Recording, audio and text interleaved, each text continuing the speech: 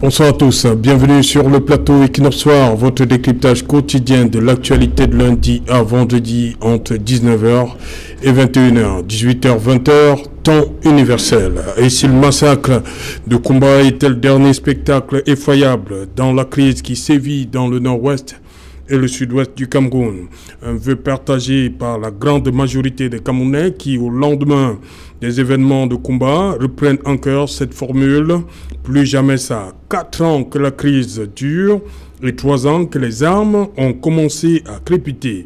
Beaucoup de morts sur le carreau, nos forces de défense et de sécurité, des civils et ceux qui ont pris les armes contre la République. Beaucoup de déplacés internes et de nombreux réfugiés dans le Nigeria voisin.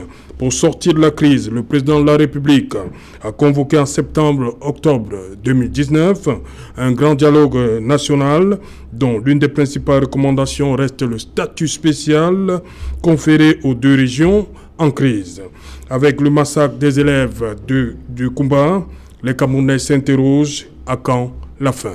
Madame, Monsieur, tout à l'heure à 20h, c'est l'édition du vendredi, la grande édition d'information présentée cette fois par Julien Berthe Bissaï, tout de suite après le débrief du journal et tout de suite le fait du jour.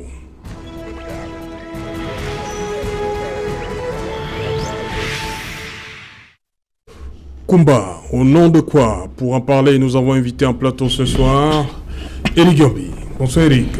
Bonsoir. Permettez que j'adresse un salut spécial à nos sœurs et frères du nord-ouest et du sud-ouest. Merci. Serge Mébikoy, bonsoir. Bonsoir, c'est Jean Outou. Je salue singulièrement tous les téléspectateurs de Equinox Télévision et singulièrement nos amis camerounais qui sont au niveau de la gare routière du Gabon. Ils nous suivent régulièrement. Okay. À côté de vous, Edmond Kouyaté. Bonsoir Edmond. Bonsoir Serge Alain. Permettez que je m'incline devant la mémoire de tous ces enfants atrocement et brutalement arrachés à la vie alors qu'ils allaient à la quête du savoir. Le savoir qui nous permet, nous tous, de nous rassembler ici ce soir. Merci Serge Alain pour l'invitation. Voilà. Bombo Kiepga, bonsoir. Bonsoir Serge. Bonsoir à tous les co-panélistes. Bonsoir à tous les téléspectateurs. Et nous sommes vraiment en deuil et c'est triste. C'est triste. Je commence effectivement par vous, Mbambok. Quelle interprétation au niveau, je vous reçois ce soir en tant qu'autorité traditionnelle, hein? Comment cet acte-là est perçu par l'autorité morale que vous êtes, traditionnelle? Alors, quand je dis que c'est triste, ça veut dire que c'est vraiment triste. Vous savez, pour ceux qui ont suivi l'actualité des actualités, je préfère le dire ainsi, il y aurait eu une autorité religieuse qui aurait demandé qu'on révise la Bible. Et dans cette Bible, il est écrit quelque part que l'homosexualité est condamnée par Dieu. Et vous savez, le Covid, je préfère le dire le Covid, pour lutter contre le Covid, on conseille de manger beaucoup plus les aliments alcalins, c'est-à-dire acides. Et vous savez que quand on prend beaucoup d'acide pour les femmes, cela favorise la génération des garçons. Ça veut dire que notre monde, dans les 50 prochaines années, risque d'être peuplé que des hommes. Ça, c'est dangereux. Quand nous revenons donc à ce qui s'est passé par exemple à Kumba, les gens qui boivent du sang s'accordent à laisser des choses comme ça passer. C'est pour ça que nous, autorités traditionnelles, parce que nous sommes au-dessus de tout cela, nous devons prendre nos responsabilités en main. Nous devons prendre nos responsabilités en main. C'est pour cette raison même que je profite de votre plateau pour dire que les Bambambok de ma confrérie Matou vont se réunir le 19 novembre pour parler de beaucoup de choses, entre autres, parce que le temps est grave. Ils vont se réunir dans le village Mabingue, dans l'arrondissement de Maton. C'est grave. Nous devons prendre nos responsabilités en main. Voilà. Par rapport à ce qui Par s'est rapport- passé à Kumba ou bien sur Parce la que- situation du Cameroun? On va parler de combat, mais la situation générale du monde est grave, est très grave. Si nous ne nous levons pas, je dis encore une fois de plus que nous sommes au-dessus des francs-maçons, des rosicruciens, nous sommes au-dessus de tout cela. Et si nous ne prenons pas nos responsabilités en main, mais le monde est gâté et nous devons sauver le monde. Et ça, je le dis avec autorité. Je sais de quoi je parle. Combat, c'est une goutte d'eau. Et nous allons en parler aussi. Voilà. Je reviens à vous, parce que la semaine dernière, on a parlé des écarts. J'avais bien souhaité que vous soyez sur ce plateau. On va faire cette petite virgule. Dis-moi, Edmond Katé, on a quoi? Les enfants peuvent-ils payer ce prix-là? La guerre du Nozo. Serge Alain, ni une cause politique, ni une cause économique,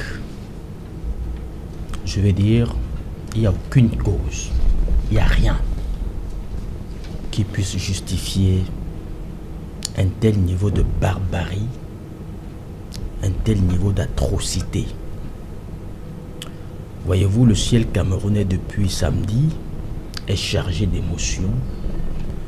Il y a comme une épaisse couche de ténèbres qui a recouvert le ciel camerounais et nous pleurons. Non, ils trouvent que nos pleurs ne sont pas sincères. Ils peuvent le dire. Pour ceux qui ne savent pas, je vais dire, ce que ça fait de perdre un enfant, ils peuvent le dire. Pour ceux qui ne savent même pas ce que ça fait de perdre un enfant, oui, mais dans quelles conditions? Avec une telle atrocité, avec une telle violence, une telle barbarie, il ne vous a pas échappé qu'une maman avait à elle seule 3 ou 4 de ses enfants et qui, en apprenant la nouvelle, elle a choqué et elle s'en est allée. Serge Alain, rien, je dis bien rien, aucune cause ne peut justifier une telle barbarie. Je m'en voudrais, je voudrais convoquer 2 anecdotes pour vous expliquer. Vous savez, le nazisme, ça a été l'un des pires moments, l'un des pires systèmes que l'humanité ait connu au XXe siècle. Mais je vais vous raconter, je suivais un documentaire pour vous dire la force qu'incarne, la puissance qu'incarnent les enfants. Je voudrais vous raconter une anecdote que j'ai suivie dans un documentaire. C'était un officier, c'était un juif qui est en train de fuir avec sa femme et ses enfants et il tombe en panne, il gare sa voiture sur le bas-côté et il y a un cortège d'officiers allemands justement qui passe par là et il sort, il demande à sa femme et à ses enfants d'aller se cacher dans le capot. Il sort en leur disant ils vont me prendre mais vous pouvez continuer. Et quand il sort, quand l'officier allemand demande aux soldats de le fouiller, il lui demande il y a quoi dans la voiture, il lui dit, il le fixe et lui dit il y a ma femme et il y a mes enfants, il y a ma fille. Et justement, et on envoie le soldat, on l'avait déjà fait asseoir et on envoie le soldat aller fouiller la voiture. Et quand on ouvre le capot, on découvre qu'il y a une femme très apeurée et qui avait dans ses bras une fillette aussi très apeurée. Et quand elles sont sorties, l'officier allemand les a fixées du regard. Il a demandé à son soldat, va prendre 3 rations K. C'est comme ça qu'il a dit. Il va prendre 3 rations K et tu apportes. Il a pris les 3 rations. Il a demandé de donner à la femme. Il a sorti une plaquette de chocolat dans sa tenue. Il a remis à la jeune fille lui-même. Il a souri. Il a demandé, laissez-les partir. Les autres se sont indignés, mais on devrait au moins l'identifier. Il a dit, laissez-le partir avec sa fille. Il a insisté, laissez-le partir avec sa fille. Je parle bien là des officiers allemands qui étaient à la poursuite des Juifs. Cet homme, on ne l'a pas laissé partir. pour rien, mais on l'a laissé partir à cause de sa fille. Ça, c'est une anecdote que je vous raconte pour vous dire que même dans les pires systèmes, les systèmes les plus inhumains, il y a quelque chose qui est sacré, c'est la vie des enfants. Il y a autre chose qu'on me racontait, cette fois c'est mes grands-parents qui ont vécu le maquis, qui me racontaient, qui me disaient qu'à chaque fois qu'ils arrivaient à un checkpoint où il y avait les maquisards, on mettait les femmes qui portaient les enfants d'un côté et les autres de l'autre côté. Et ils finissaient par me dire que les femmes qui avaient obligation de traverser le checkpoint et qui n'avaient pas d'enfants étaient obligées d'aller emprunter un enfant à leur coépouse qui leur servait de green card, de visa. Parce que forcément, avec un enfant, les maquisards ne te retenaient pas et ils ne te brutalisaient pas. Tout ça, c'est pour vous dire que si à ces pires moments, les gens ont compris qu'il fallait respecter la vie des enfants, comment est-ce qu'en plein 21e siècle, les gens, parce qu'ils estiment qu'ils défendent une cause, je ne sais laquelle, doivent sacrifier la vie des enfants? Serge Alain, faites un flashback. Regardez quand vous aviez entre 8 et 10 ans, quand vous gambardiez, je ne sais pas, dans les rues de je ne sais quel village. Dites-vous que si on vous avait ôté la vie, le monde ne serait pas en train, tous ceux qui chaque soir en ont fait un devoir de rester devant leur petit écran, parce qu'au-delà des débats que nous faisons ici, il faut dire qu'il y a une touche singulière qui est la vôtre, qui les fascine. Ils n'auraient pas eu ça si on avait ôté la vie à Serge Alain Autou. Ils n'auraient pas entendu ma voix si on m'avait ôté la vie pendant que je gambardais dans les rues de Banjoun de Kribi, là où j'ai grandi. Ils ne m'auraient pas eu. Et donc, je dis, rien, absolument rien, ne peut justifier qu'on, n'est-ce pas, commettre des actes de telles atrocités sur les enfants. Et ce soir, permettez-moi, j'ai envie de m'adresser à certaines personnes, parce que on dit seulement, permettez donc aux autres, hein. Je vais passer la parole pour ce message-là. D'accord. Voilà. Eric Gombi, pour vous, on a vu, comme il a dit, hein, les femmes et les enfants sont, on ne va pas dire sacrés, mais depuis un certain temps, sur le théâtre de la crise anglophone, on a vu les images de Florence Ayafor qui continuent, et il n'y a pas longtemps, une autre encore dans le sud-ouest. Maintenant, ce sont les enfants. Comment comprendre ça? Malheureusement, cette situation de samedi nous rappelle que le Cameroun est en guerre.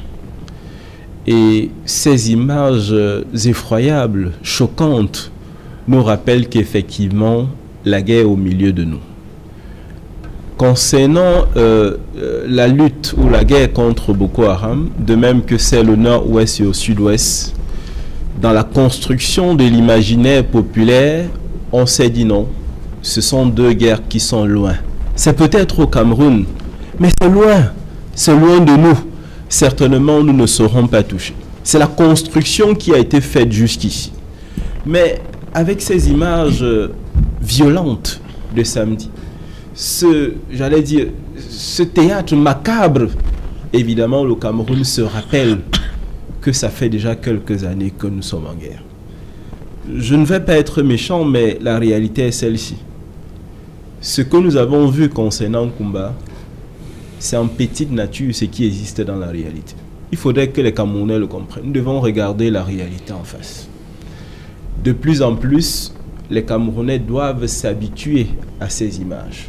Parce que nous sommes arrivés à un moment mutant de cette guerre où l'armée prenant de plus en plus du terrain, les autres non seulement se radicalisent, mais trouvent des moyens pour s'exprimer, pour exister en posant des coups d'éclat. Souvenez-vous, ce fut déjà le cas avec un enseignant, j'allais dire des enseignants.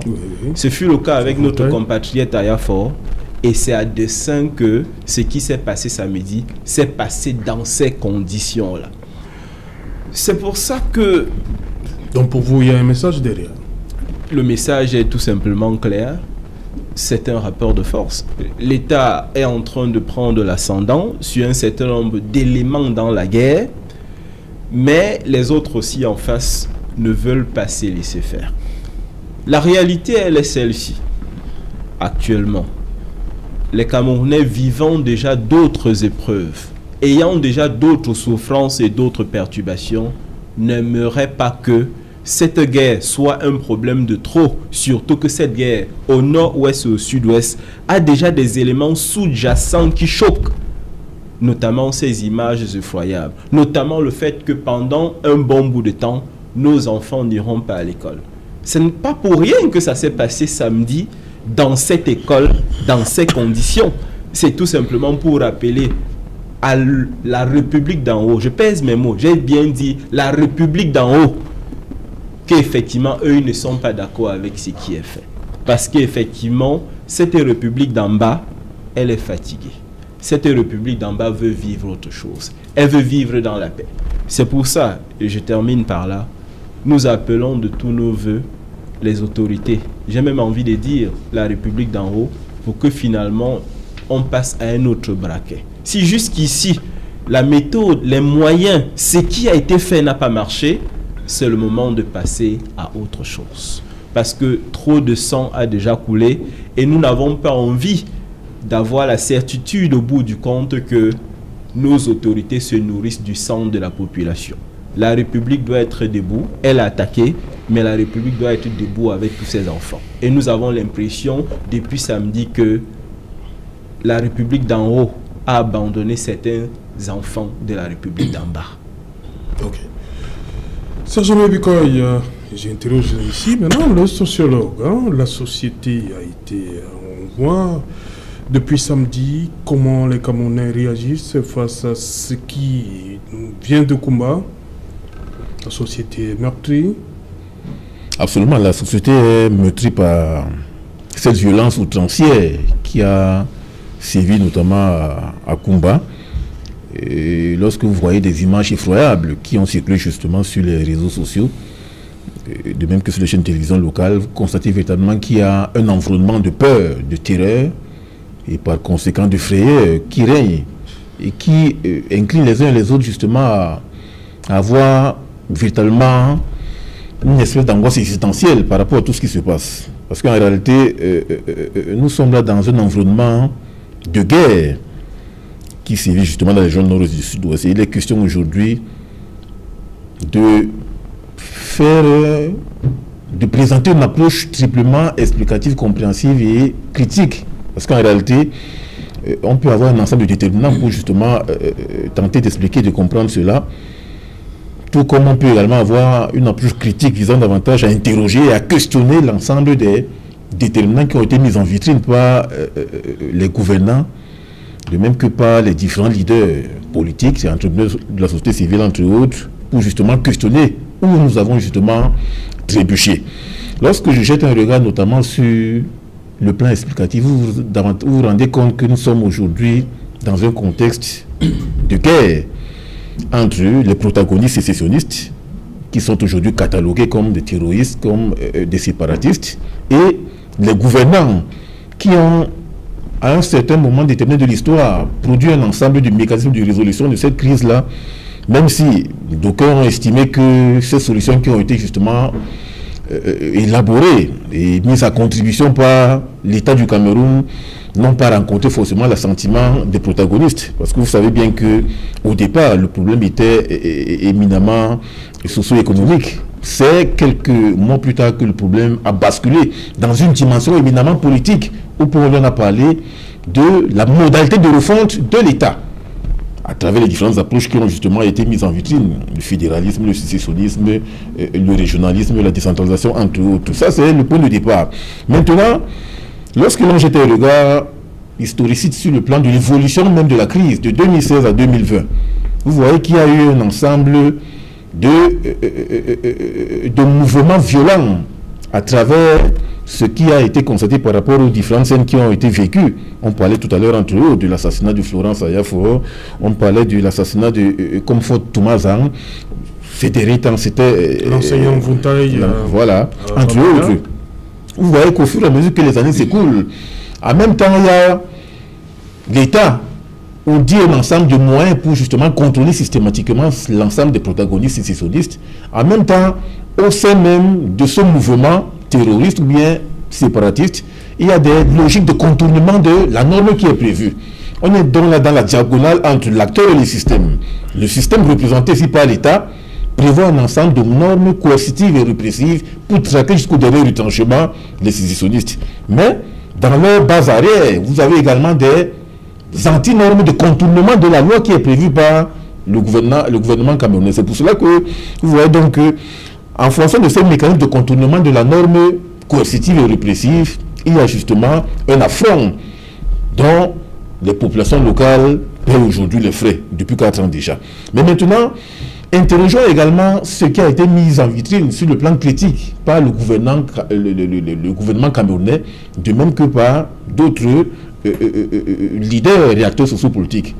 Est-ce que l'ensemble des moyens mis à nous avait relevé à l'entame de cette émission le problème du statut spécial qui, un an après le grand dialogue national, n'est pas opérationnalisé sur le terrain, de manière que l'on puisse percevoir justement un ensemble de modalités permettant de voir l'effectivité de ce statut spécial. C'est vrai, on dira que c'est après les régionales du 6 décembre prochain que l'on pourrait justement avoir droit à un ensemble d'indicateurs et de déterminants quantitatifs et qualitatifs permettant justement de mettre en vitrine cela. Mais avant, il y a eu également d'autres propositions qui ont été faites. Est-ce qu'aujourd'hui, l'on peut davantage, sous prétexte qu'il y ait un environnement de guerre, succomber justement à l'inhumanisme ou bien à l'inhumanité qui est constatée? Et c'est pour cela qu'aujourd'hui, au lieu que les uns et les autres se focalisent sur ce que j'appelle les discours stigmatisants ou bien labellisants, parce que vous voyez bien que depuis le week-end dernier, les débats sont clivés. Les uns criminalisent le gouvernement en place. Et même les médias. De même que les médias, pour justement estimer qu'il y a certains qui jouent un rôle négatif dans cette crise-là. Cependant que d'autres criminalisent également les partis politiques de l'opposition, notamment le MSC et les différentes organisations satellites, pour justement parler justement de cette crise-là. On est donc là dans un discours clivant et stigmatisant qui vise à criminaliser l'État du Cameroun et ses affidés, et les partis politiques de l'opposition et leurs affidés. Ça ne va pas résoudre le problème, parce qu'aujourd'hui, il faut que l'on se questionne systématiquement pour chercher à voir quelles sont les solutions ou bien les alternatives nouvelles que l'on peut proposer dans la dynamique de sortie de crise. Si les uns et les autres, c'est-à-dire les acteurs politiques, restent dans la logique d'étiqueter ou bien de labelliser négativement tel ou tel autre, on va rester sur les sentiers battus qui ne vont pas justement nous permettre d'évoluer. Or, aujourd'hui, il est question de re-questionner justement la crise anglophone, le problème anglophone et l'ensemble des déterminants qui visent davantage à nous permettre aujourd'hui de voir est-ce que la solution militaire qui a été davantage mise en vitrine par l'État camerounais n'est pas aujourd'hui obsolète, surannée et donc décadente.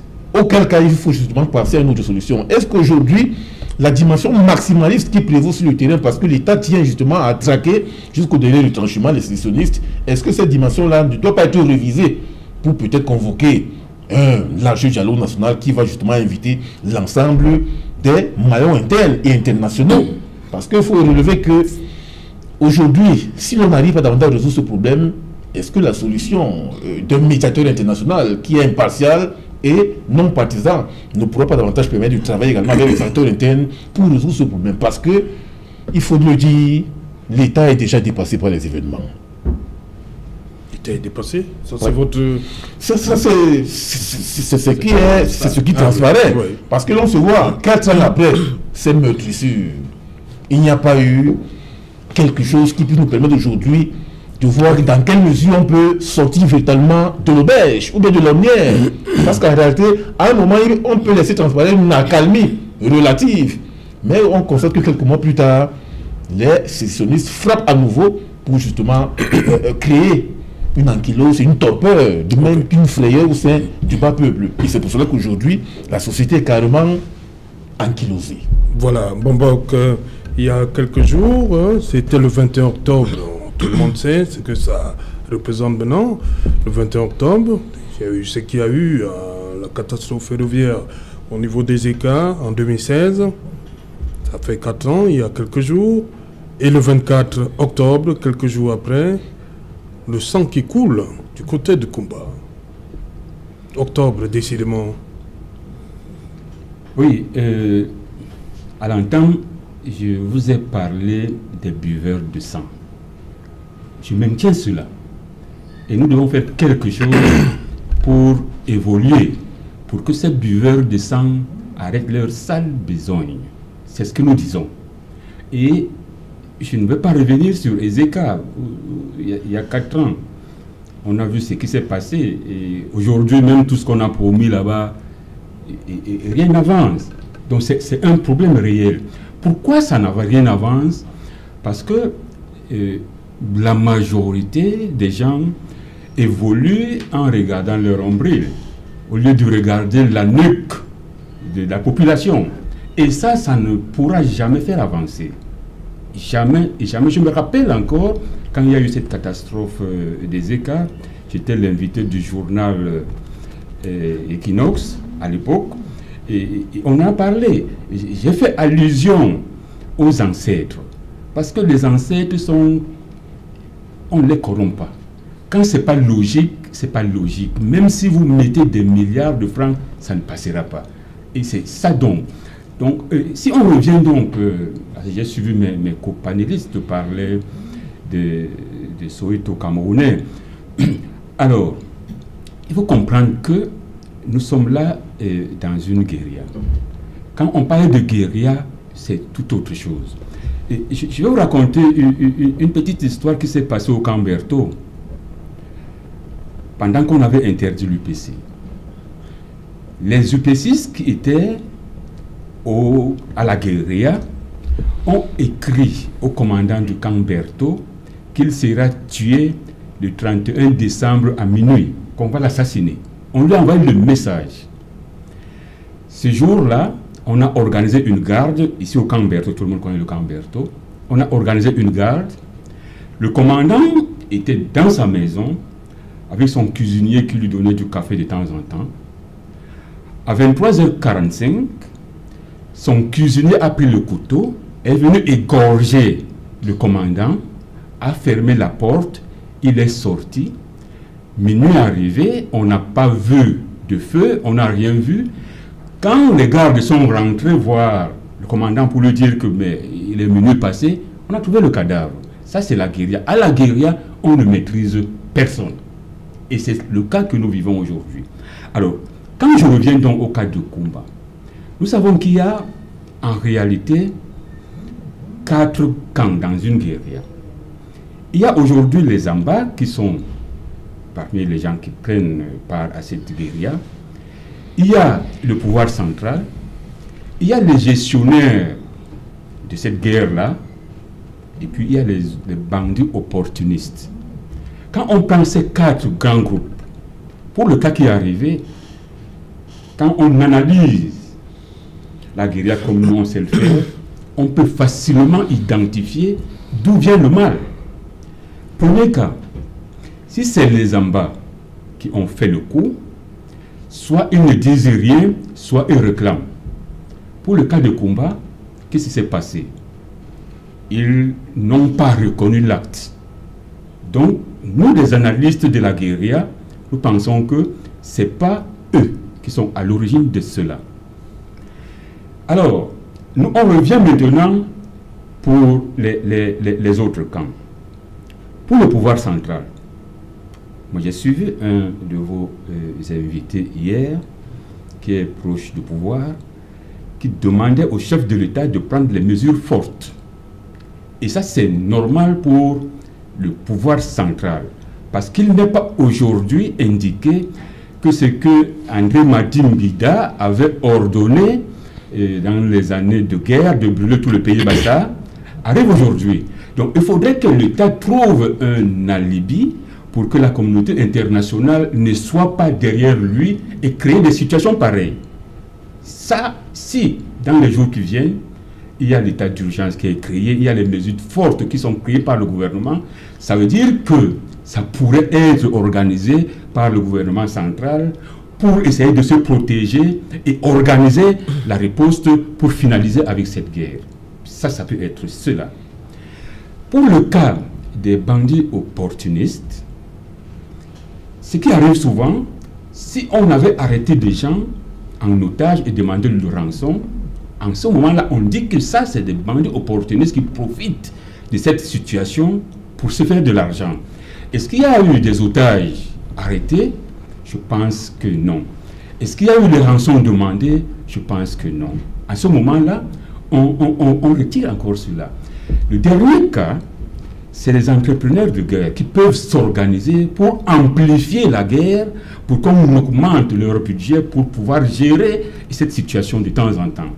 Alors, quand on analyse ces 4 cas, chacun peut comprendre aujourd'hui qu'il reste 2. Les entrepreneurs de guerre, soit l'État central. C'est les 2 cas qui restent. Et attendons donc de voir les jours à venir. S'il y a des mesures fortes qui sont prises par l'État, on peut facilement comprendre où est-ce qu'on va. Et si ce n'est pas fait, on peut aussi comprendre que les entrepreneurs de guerre veulent encore se faire des sous. Voilà un peu globalement une analyse que je peux faire par rapport à la situation qui se passe à Cuba. Ok. Edmond Kouyaté, justement, maintenant, vous avez un message des personnes par rapport à cette guerre? Serge C'est Alain, qui ces personnes? Non, à l'occasion de... Alors, je vais dire, depuis que cet triste événement est arrivé, j'ai eu l'occasion d'entendre les uns et les autres. Oui, et puis j'ai ce soir particulièrement envie d'interpeller certaines personnes. Les premières personnes, je vais citer leur nom, ce sont ceux-là qu'on appelle les activistes qui sont à l'étranger et qui chaque jour essayent un peu de mobiliser les moyens pour nourrir cette guerre. Il y a Chris Agnew, il y a Eric Tato, il y a Ebenezer Akwanga. Ils sont nombreux, les autres vont se reconnaître. J'ai essayé de regarder la page de Eric Tato, qui est l'un des, je vais dire, il est assez fougueux. C'est des personnes qui nourrissent cette guerre. J'ai regardé sa page, il avait posté une belle photo de lui avec sa femme et il disait justement qu'il aimait sa femme parce qu'elle lui a donné 6 enfants, parmi lesquels des jumeaux. Mais j'ai envie de lui demander, monsieur Eric Tato, vous êtes bien couché à l'extérieur, vous affichez tous les jours des photos de vous avec vos enfants bien au chaud, mais chaque jour, vous mobilisez des moyens, vous faites des directs pour demander aux gens de durcir la guerre, de commettre davantage de dégâts au nom d'une séparation que vous réclamez. J'ai envie de lui dire, monsieur Eric Tato, lorsque la France était occupée, De Gaulle s'est retrouvé en Afrique, c'était pour prendre les Africains pour aller sauver la France. Vous ne pouvez pas quitter votre pays, aller vous réfugier à l'extérieur où les gens ont donné de leur sang, de leur vie, de leur sueur pour construire leur pays. Mais lorsque vous allez vous réfugier, au lieu de trouver les moyens pour construire le vôtre, vous cherchez les moyens pour détruire notre pays. Si M. Eric Tato pense que cette guerre, elle est justifiée, qu'il vienne avec sa famille s'installer à Bamenda, on va faire cette guerre ensemble. S'il pense que la cause qu'il défend est si noble que ça, qu'il ne reste pas dehors, continuer, n'est-ce pas, de raviver la flamme. Qu'il vienne avec sa famille. Quand il aura perdu, comme cette pauvre femme qui a perdu, du coup, 4 enfants, quand il aura perdu un seul enfant, il va nous dire si la guerre est une bonne ou une mauvaise chose. C'est valable pour Ebenezer Akwanga, c'est valable pour Chris Agnew, c'est valable pour tous ceux qui ont fait de cette guerre un fonds de commerce. Parce qu'ils mobilisent beaucoup de moyens. Ils disent, ils prétendent envoyer tout ça ici, mais nous savons très souvent ce qu'ils font de cet argent. Il faut qu'ils arrêtent. Vraiment, il faut qu'ils arrêtent. Les Blancs sont venus nous chercher ici pour aller construire leur pays.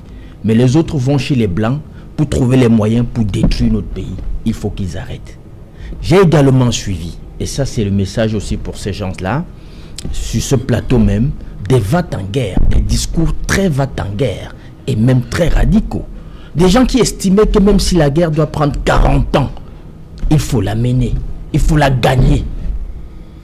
Mais c'est une aberration de dire qu'on gagne une guerre. Est-ce qu'on gagne une guerre?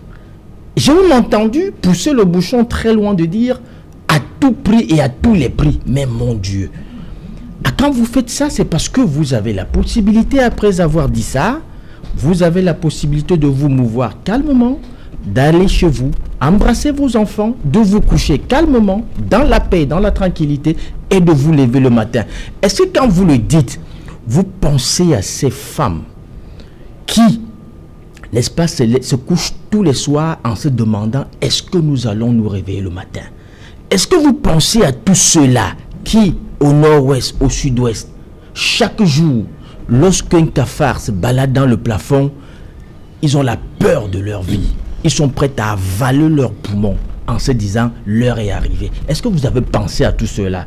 Donc vous voulez maintenir les gens dans cet état de psychose avancée pendant 40 ans pour démontrer quoi?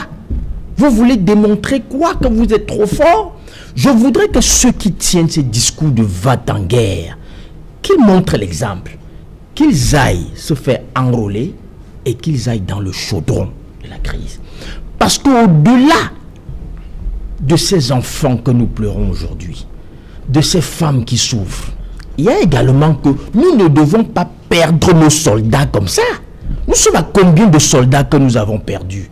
Si jamais nous sommes encore surpris par un phénomène comme le Boko Haram, qui est-ce qui va aller nous défendre? Nous avons déjà perdu près de 1000 soldats là-bas. Pensez que c'est normal? 1000 soldats tués, pourquoi? Ce n'est pas le Nigeria qui nous a envahis.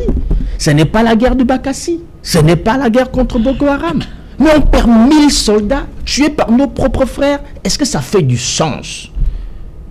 Et puis il y a des gens qui vont vous dire on ne peut pas dialoguer, on ne doit pas dialoguer. Quelle hérésie! Vous croyez qu'on dialogue forcément pour ces terroristes-là, pour ceux-là qui ont perdu la raison, pour qui la raison n'existe plus et qui le démontrent, qui ne s'imposent plus de limites dans leur laboratoire d'expérimentation de l'horreur? C'est pas pour eux qu'on dialogue. On dialogue pour ces familles-là qui ont perdu ces enfants. Parce que, mettez-vous, Serge Alain, nous sommes quand même dans un pays terrible. Je n'ai entendu personne de tous ceux qui disent, tous ces va-t-en-guerre là, je n'ai entendu personne demander qu'on mette en place une cellule de prise en charge psychologique. Parce que vous savez que des atrocités comme celle-là, ça laisse des traumatismes sérieux, n'est-ce pas, sur ceux qui restent, sur ceux qui ont perdu. Il y a un monsieur, c'est un pasteur, qui a cherché l'enfant pendant 10 ans et qui avait son fils unique, qu'il a perdu dans ces événements. Et bon, il y a justement un communiqué du ministre de la Santé qui dit il y a une mise en place d'une cellule d'écoute et d'assistance psychologique à l'endroit des familles et proches des victimes durement éprouvées. Voilà, l'envoi également d'une équipe pluridisciplinaire constituée de psychiatres, de psychologues auprès des familles en vue d'une prise en charge et d'une assistance psychologique appropriée. C'est tant mieux. Bah, c'est ce que moi je réclame aujourd'hui, 26 octobre. C'est tant mieux. Le ministre de la Santé publique. C'est ce que je réclame depuis samedi, parce que c'est important. Alors je dis, c'est pour ces gens-là, ces familles-là, qui ont perdu, pas seulement ceux de samedi, mais ceux qui ont perdu femmes, enfants, maris, tout cela. Si on laisse ça, on va rentrer dans une spirale de vengeance et de rancœur, telle que ceux-là feront de même pire parce qu'ils veulent venger les leurs. C'est pourquoi nous disons que non, toutes les guerres finissent là où elles auraient dû commencer, c'est-à-dire autour d'une table. Et donc nous pensons, nous disons qu'il faut trouver une solution négociée parce que ce problème il est devenu politique et au problème politique il faut apporter des solutions politiques. Et la solution politique ici, c'est au moins s'asseoir autour d'une table. Aujourd'hui, nous savons au moins qu'il y a une entité qu'on peut dire, entre guillemets, officielle qui représente ces gens. Ils sont en prison. Pourquoi on ne peut pas négocier avec eux, trouver une solution, quitte à bannir ceux-là qui sont à l'extérieur et qui continuent, n'est-ce pas, justement... Le rapprochement a commencé, il est là. Le rapprochement a commencé, mais il est sapé, il est torpillé à tout moment. Nous avons vu quelque chose qui avait commencé et c'est pour ça que j'ai également un doigt accusateur sur certaines personnes qui sont dans l'appareil gouvernemental. Parce que vous savez, la résolution à cette crise doit arriver avec une chose fondamentalement, la volonté politique. Y a-t-il aujourd'hui une volonté politique de mettre fin à cette guerre? Voilà, je m'interroge. Voilà, je pose cette question à Eric Gambi au regard de ce que, bon, avec votre expérience, 4 ans déjà, il y a une réelle, vous pensez qu'il y a une réelle volonté de sortir de l'auberge? Vous savez, lorsqu'on parle du Cameroun, il faut qu'on se rappelle sans cesse que l'État du Cameroun est né dans la violence. Il faut, c'est-à-dire, c'est un ADN, c'est un génotype, la violence. Ce qui fait en sorte que les rapports de l'État avec les administrés sont en général des rapports violents.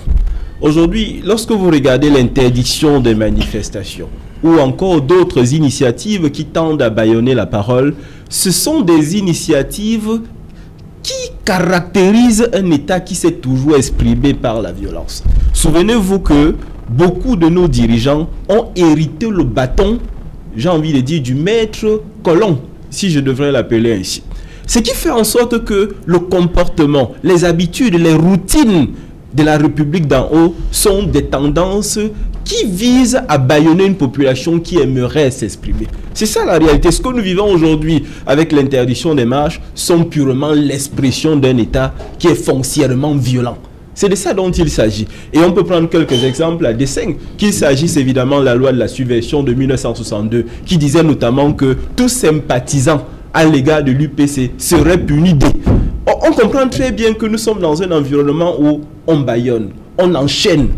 Et si jamais quiconque voudrait faire ceci ou cela, on utilise le bâton. Autre chose dans l'analyse, il faut clairement se rappeler que nous sommes dans un environnement où la peur a pris quartier et que de plus en plus les populations semblent comme enchaînées elles-mêmes. On vit des scandales qui ne scandalisent plus personne. Le Camerounais doit apprendre à s'indigner. Aujourd'hui, avec les événements de Kumba, il faudrait qu'on se pose la question. Mais si demain, ça se passe au marché Mokolo, si demain, ça se passe au marché d'Eido, avec d'autres personnes, avec d'autres victimes, puisque ça peut arriver. C'est ça la réalité. Aujourd'hui, indignons-nous, mais il faut regarder beaucoup plus loin en se disant que ce sont les morts de trop. Et certainement, ces morts devraient être les tout derniers parce que nous décidons désormais d'ouvrir une autre page. Mais ce serait difficile, étant donné que l'État est foncièrement violent. Mais nous espérons qu'un sursaut viendrait, mais surtout que la population s'exprimant, que la République d'en haut décide finalement de changer de braquet. Bien qu'il faut le préciser, les intérêts concernant la crise anglophone sont extrêmement importants parce que ça implique énormément d'acteurs internationaux. C'est aussi ça la complexité de ce problème. Voilà, Serge Bikoy, le président de la République, a adressé ses condoléances à la communauté cette journée-ci, à la communauté éducative de la région du Sud-Ouest à travers un télégramme au gouverneur Bernard Kaliabila, gouverneur de la région du Sud-Ouest. Oui, il condamne avec la plus grande fermeté ce crime barbare et lâche envers des enfants innocents. Président de la République. Oui, c'est un message de condoléance que nous avons tous suivi aujourd'hui, qui vise davantage à apaiser cette atmosphère de tristesse, de mélancolie qui règne justement dans le Sud-Ouest, notamment chez les familles qui sont littéralement meurtries. Mais vous savez, lorsque l'on est un dirigeant principal, l'on s'attend également à ce que hier, au-delà de ces messages que l'on peut considérer comme symboliques, qu'il y ait quelque chose de plus fort, de plus marquant, de manière que les populations puissent savoir que oui, le dirigeant principal a pris véritablement le problème à bras le corps. Quelque chose de plus fort, c'est quoi? Oui, par exemple, le chef de l'État peut, par exemple, descendre là-bas, se décider à descendre justement à Kumba pour justement aller réconforter les familles. Vous savez, depuis 4 ans que la crise sociopolitique et sécuritaire sévit dans les régions nord du Sud-Ouest, le chef de l'État n'a pas encore mis ses pieds là-bas. Et ça pose, vous savez, ça nous permet d'abord de nous interroger, parce qu'en réalité, on a besoin, c'est le père de la nation, pour parler trivialement, en fonction de cette métaphore. Si est-ce que déjà le timing, les événements survenus le 24 octobre, oui, et c'est le 26 que le président adresse pour vous, ça pose un problème? Ça arrive tard, c'est tôt, nous sommes dans le timing, nous sommes dans la réflexion sur le timing. Ça pourrait arriver le même 24, en fonction de l'urgence. Vous savez qu'il y a des pays où tout est présenter de manière que l'on puisse davantage agir dans l'urgence. Mais si quelques jours après, ça arrive quelques jours après, on peut également se questionner. Bon, est-ce qu'au-delà de ce message-là, on ne peut pas faire autre chose de plus marquant, de plus fort, tel que je le dis? Parce qu'en réalité, on est là dans l'optique de pouvoir susciter une dynamique d'apaisement auprès des populations locales. Oui, on a suivi le message, et puis quoi après? C'est la question que les uns et les autres peuvent se poser. Et c'est la raison pour laquelle, en arrivant par exemple sur les lieux, pour justement toucher après le corps le problème, on peut davantage avoir l'impression que oui, il y a déjà au moins un début, un pas qui a été franchi par rapport à la réflexion sur le problème qui se pose avec l'acuité justement dans ces zones anglophones. Parce qu'en réalité, on ne voudrait pas avoir, lorsqu'on relevait tout à l'heure la fracture entre la République d'en haut et la République d'en bas, ça nous permet davantage de constater qu'il faudrait véritablement qu'il y ait justement cette conciliation-là entre ces personnalités d'en haut et ces catégories sociales du bas peuple qui veulent davantage avoir l'impression que oui, le leader d'en haut est venu se rapprocher de nous de manière à pouvoir voir dans quelle mesure on peut trouver des solutions ensemble pour remédier à ce problème-là. Voilà, les républiques naissent sur ce plateau tout le temps. Après la république exemplaire en construction, on a ce soir la république d'en haut et la république d'en bas. C'est toujours du côté droit. Parce que ça soit toujours toujours je t'aime. On salue au passage. Bon, pour vous Bambok, il fallait quand même, le président, ce message de réconfort aux familles. En fait, ça fait quand même 38 ans au moins qu'il est là. Nous savons comment le président fonctionne. Et moi, je n'attendais plus ce message parce que j'ai vu Non, M. Sadi, c'est pas le président de la République. Non, mais j'ai dit, comme c'est lui qui parle pour le gouvernement, dès qu'il est sorti, je me suis dit, c'est suffisant. Moi, c'est surprenant que 2 jours après, qu'on ait un fax du président pour ce genre. Donc, c'est appréciable. Donc, s'il pouvait... Mais en même temps, il y a des gens qui disaient que non, le président n'a pas encore réagi. Maintenant qu'il réagit, qu'est-ce qu'on veut à la fin? Non, les gens l'ont dit parce que les gens parlent toujours. Les politiciens parlent toujours. Il faut toujours trouver quelque chose qui ne va pas. Mais moi, je dis, si le président de la République a réagi 2 jours après, c'est un effort qu'il a fait. Ça veut dire que le problème est très grave. Un effort? Oui, il a fait un effort. Ça veut dire mais puisqu'on sait qu'il ne réagit pas le plus souvent, mais s'il a réagi 2 jours après, ça veut dire que le problème de combat est très grave. Et il faut le prendre au sérieux. Ok. Bon. Non, la réalité c'est que la réaction du président devrait être prompte face à un problème comme celui-là. On ne se serait même pas seulement attendu à, je vais dire, à un tweet, à un message, mais on se serait même attendu à une adresse, même à la nation, qu'ils prennent parole, parce que c'est quand même assez lourd ce qui s'est passé. On a atteint la vie dans son, je vais dire, dans ses fondements. Donc on a atteint la société dans ses fondamentaux également. Et donc je pense que ceux qui estiment que le président aurait dû être un peu plus prompt, et même, pourquoi pas le même jour, lui-même s'adresser à la nation, je ne pense pas qu'ils ont tort. Il a fait un peu plus tard, il a fait quand même, on attend mieux que ça, parce que les sorties de ses ministres, par contre... Merci. Voilà, c'est dans un instant l'heure du journal, et vous pouvez le voir à l'écran, elle est là, JBB, Julien Bert, Bissaï, des titres au menu ce soir. Bonsoir JBB. Bonsoir Serge Alain, bonsoir aux millions de téléspectateurs d'Equinox Télévision. Attaque meurtrière à Kumba dans le sud-ouest. Une avalanche d'indignation traverse le Cameroun et même le monde entier. Le président de la République, Paul Biya, la conférence épiscopale nationale du Cameroun, des hommes politiques, des membres de la société civile condamnent cet acte odieux qui a arraché la vie à 7 élèves de la Moda Bilingual School à Kumba dans le sud-ouest samedi dernier. C'est le dossier du 20h. Et nous resterons toujours dans le cadre ou le chapitre de l'insécurité autour des écoles. Nous reviendrons sur cette tentative d'enlèvement d'élèves dans un établissement scolaire dans le 5e arrondissement de la ville de Douala. Les présumés malfrats qui exigeaient une rançon ont été interpellés par les forces de maintien de l'ordre. Serge Alain. Voilà, j'adore la formule. On a failli enlever des élèves, encore une fois de plus. Merci JBB. Dans un instant, dans une trentaine de minutes, ce sera Equinox Soir. Deuxième partie, le temps du débrief.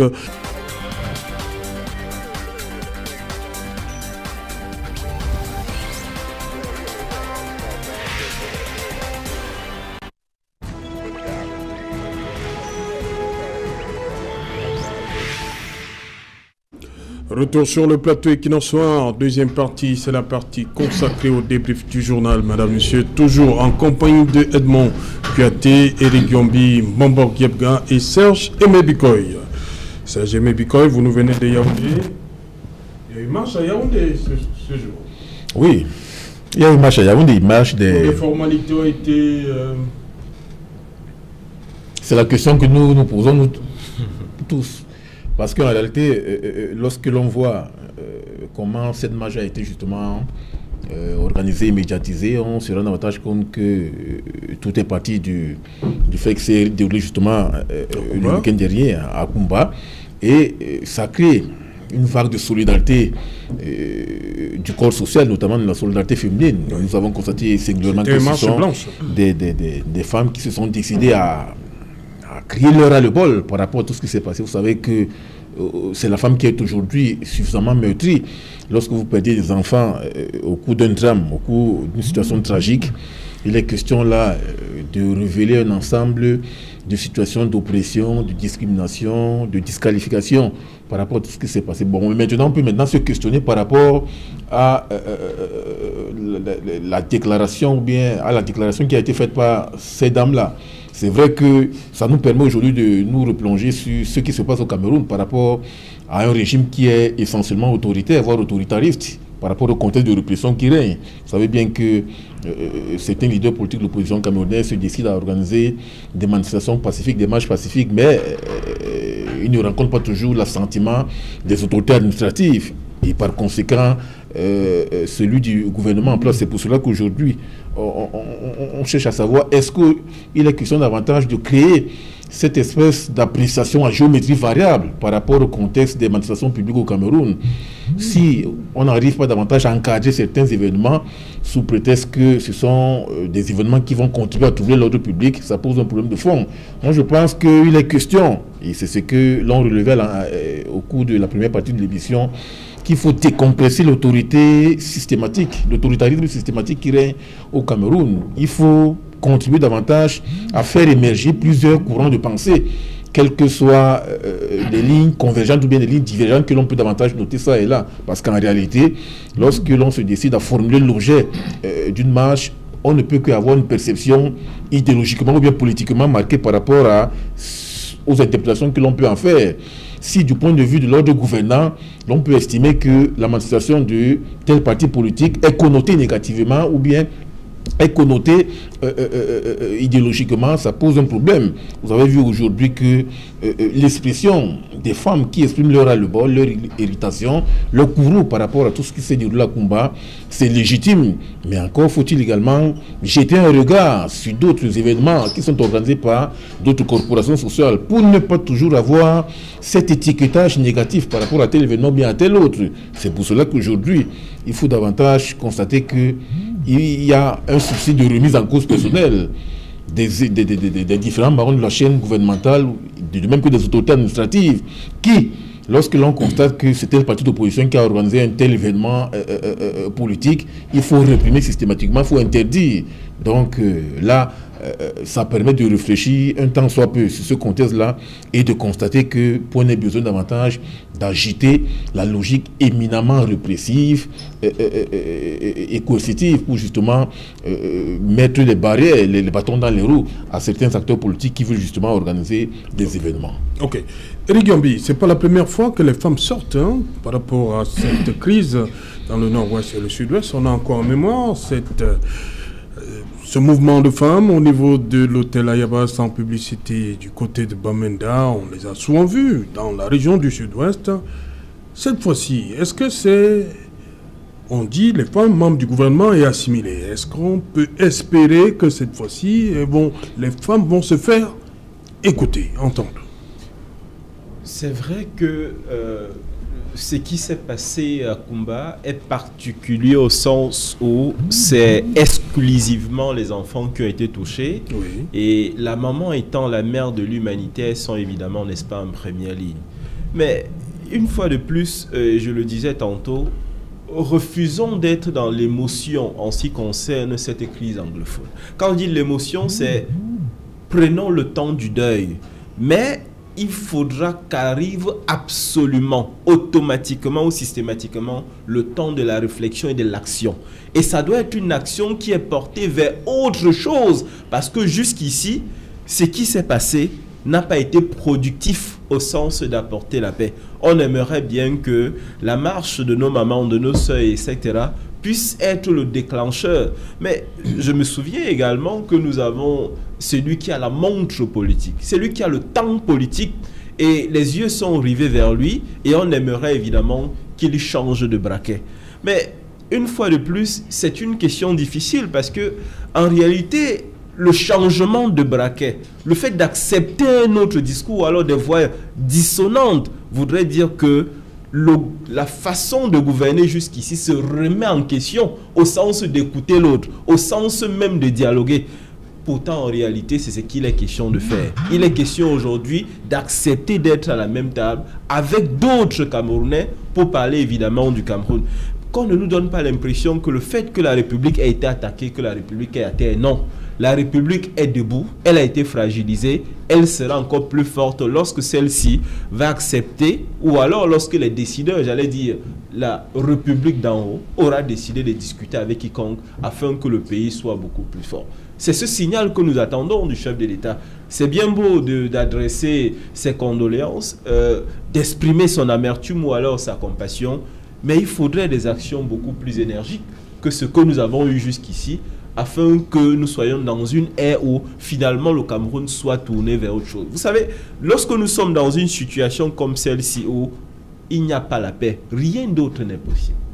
Rien d'autre. Le Cameroun est grippé depuis quelques années parce que le Cameroun est à la recherche d'une paix qui est pour le moment improbable. Donc il faudrait que définitivement le chef de l'État prenne des initiatives plus toniques afin que nous sortions de cette situation et se consacrer véritablement sur les questions de développement. Mais il faut d'abord cette paix. Et ce ne serait pas une honte que la République décide à travers, n'est-ce pas, les dirigeants de tendre la main aux autres pour qu'on s'entende sur un certain nombre de choses. Bon, quand les femmes décident de sortir, quel symbole?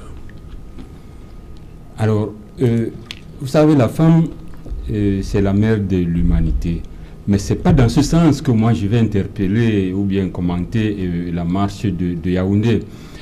Nous avons assisté il y a quelques jours à une décision du chef de l'État suspendant le paiement des droits de douane. Une décision qui a été prise par des autorités du pays. Mais le président a écouté le peuple avant de prendre cette décision.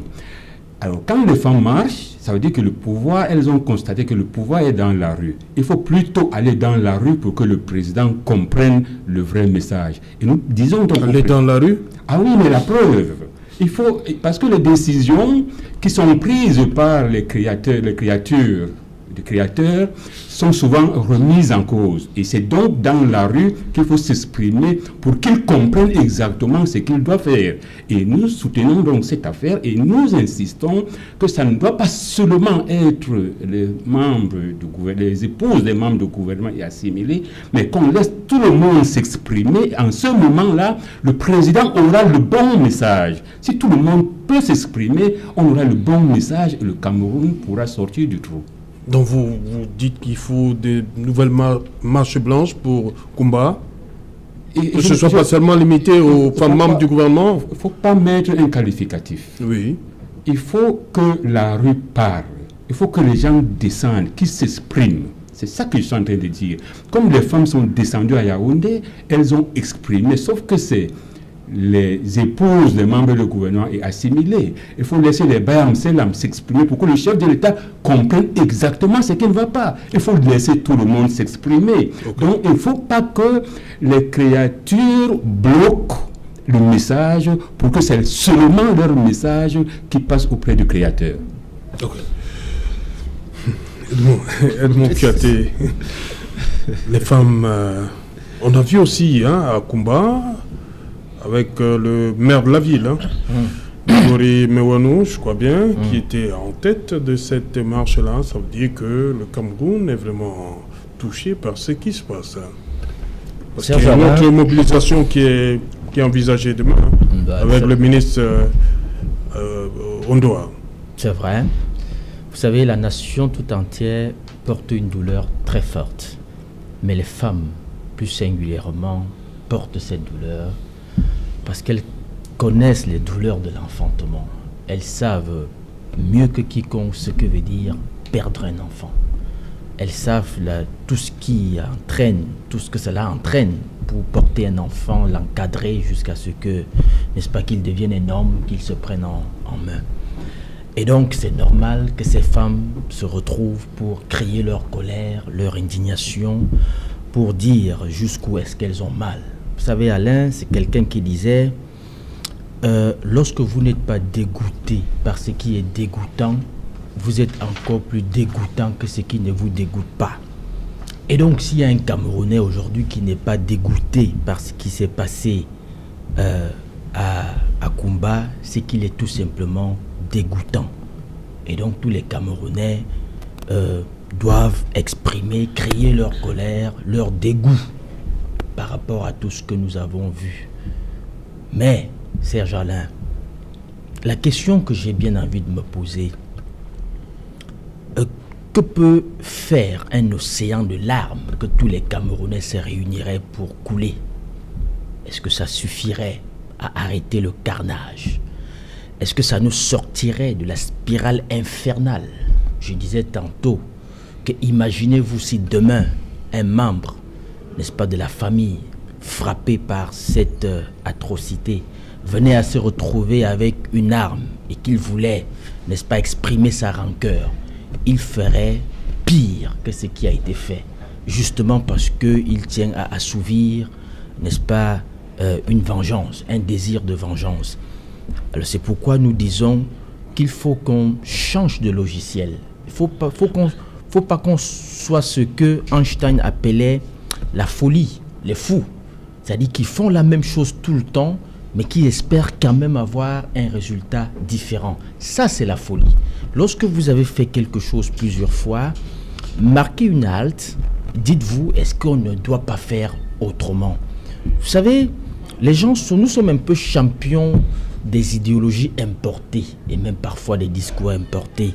J'entends des gens dire on ne négocie pas avec les terroristes. Je sais, nous savons d'où ça vient. C'est depuis 2003, 2004. C'est Bush et les Américains qui ont, n'est-ce pas, lancé ces discours lorsqu'ils étaient, n'est-ce pas, encore au plus fort de la guerre avec les talibans en Afghanistan, au Pakistan, et lorsqu'ils sont allés, n'est-ce pas, combattre Saddam Hussein.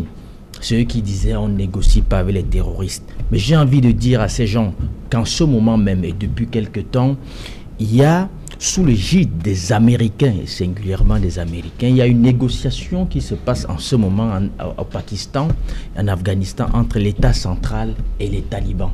C'est les Américains qui coordonnent cela. Eux qui ont dit qu'on ne négocie pas avec les terroristes. Donc il faut qu'on sorte de ces cloisonnements idéologiques. Il faut qu'on sorte de cette importation, je dis souvent importation imbécile des idéologies sans questionner le fond. Non, il n'est pas question de négocier avec les terroristes. Il est question de faire en sorte que ce qui s'est passé là à Kumba, parce que quelqu'un disait, c'est Eric qui le disait, rassurez-vous, ce qui s'est passé à Kumba, ce n'est que la face, n'est-ce pas, visible de l'iceberg. Il se passe encore des choses pires que ça. Parce que je l'ai toujours dit, la guerre, l'autre nom, c'est la confusion, le chaos. Le chaos, c'est le laboratoire par excellence d'expérimentation de toutes les horreurs.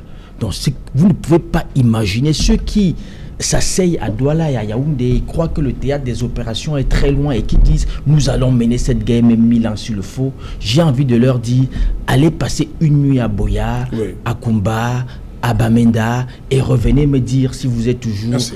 Très sûr que vous voulez mener cette guerre pendant 50 ans. » Voilà, merci. Parce qu'il est déjà là, Sylvestre Hippolyte Zango. Bonsoir Sylvestre. Dans un instant, 100% foot. Serge Alain, bonsoir. 100% foot dans quelques instants.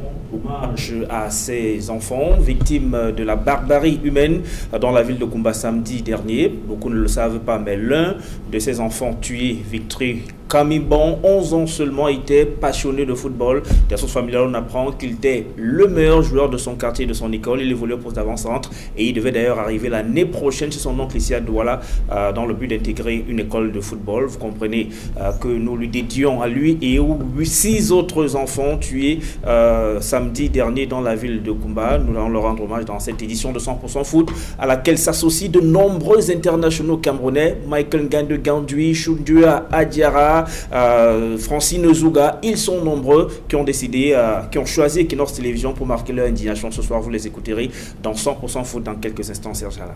Voilà, ne manquez pas le rendez-vous. Ils viennent vous le dire, Sylvestre Hippolyte Sangaou, 100% foot avec les valeurs sûres du football camerounais. Michael Ngande Ngandui, champion, il sera là, Bernard Tutan et les autres dans 100% football. Voilà, on va terminer cette édition. Eric Yambi, qu'est-ce qu'on peut faire pour éviter un autre combat en 30 secondes? Déjà, on ne gagne pas une guerre comme celle-ci. On ne peut pas dire au terme qu'à terme, évidemment, qu'on a gagné. On est tous perdants lorsqu'il s'agit d'une guerre comme celle-ci. Il appartient au chef de l'État de prendre ses responsabilités et de mettre en place d'autres mesures. Ceci étant, il s'agirait notamment de rencontrer nos autres frères pour discuter afin qu'on prenne d'autres résolutions. Edmond Katé, oui. Comment faire pour éviter un autre combat? Changeons de logiciel, asseyons-nous et discutons. Je tiens ça de mon maître politique, Laurent Gbagbo. Il aimait le dire, asseyons-nous et discutons. C'est ce que je vais dire ce soir. Ok. Serge Mebikoy. Oui, il est question de réfléchir sur les nouvelles voies alternatives pour régler systématiquement la crise politique et sécuritaire qui sévit dans les régions nord et du sud-ouest. Moi, j'ai toujours demandé que l'on puisse organiser d'autres assises qui vont tabler sur la commission justice, vérité, justice et réconciliation. Ah oui. Parce que ça permet davantage de questionner tous les différents acteurs qui sont au cœur même de ce processus-là. Les leaders gouvernants, les protagonistes sécessionnistes, les entrepreneurs politiques, les leaders de la société civile, les religieux, les intellectuels, entre autres. Il faut véritablement qu'il y ait la grande commission vérité, justice et réconciliation. C'est pour cela que les uns et les autres vont se regarder. Sur le modèle sud-africain? Pourquoi pas? Bon, c'est vrai qu'il faut créer un contexte d'endogénéisation de cette commission-là ici au pays en fonction de nos réalités internes, à tel enseigne que l'on puisse justement aboutir au règlement de ce problème. Bon, Kiepka, vous avez le mot de la fin. Bien, c'est que disaient les ancêtres. On peut éviter. Les Mbombok pensent qu'on peut. C'était le dernier tournage. Alors, ce que nous disons, c'est que les politiciens arrêtent de politiser la crise. Dès que ça va se faire, on pourra trouver des solutions politiques à cette crise. Un. De deux, nous lançons un appel aux Zambaboy qu'ils sont localisés, qu'on sait où ils sont, mais tel que ça avance, il faut éviter le carnage, qu'ils déposent les armes, qu'ils reviennent à la normale et le Cameroun se portera bien. Merci, merci cher monsieur, merci Eric Yambi, merci Edmond Katé, merci Serge Mebikoy, bon retour à Yaoundé. Merci. Voilà, il y a une autre... Non, je n'ai rien dit. Bonsoir, Madame, Monsieur, nous sommes donc arrivés au terme de cette édition. Toute la grosse équipe technique conduite par Innocent Abega vous donne rendez-vous demain lorsqu'il sera 19h. Bonsoir, bon ami Kano.